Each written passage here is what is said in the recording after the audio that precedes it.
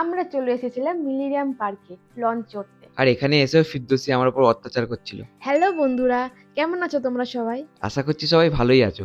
আমরা চলে আসলাম 190 টাকা দিয়ে টিকিট কেটে রিভার ক্রুজ লঞ্চে সন্ধ্যের মজা নিতে। আর আমাদের লঞ্চের টাইমিং ছিল পৌনে 7টার সময়, আর লঞ্চ চড়ার টাইমিং ছিল 1.5 ঘন্টা। তাই দেরি না করে আমরা তাড়াতাড়ি লঞ্চে উঠে পড়লাম।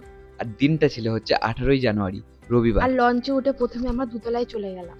দোতলায় গিয়ে দেখি এখানে ফাংশনের ব্যবস্থা ছিল। আর এরা তিনজন সিট নিয়ে বসে পড়লো ফাংশন দেখতে। তাছাড়াও এখানে খাওয়া দাওয়ার ব্যবস্থা ছিল, চা, কফি এবং স্ন্যাক্স আইটেম।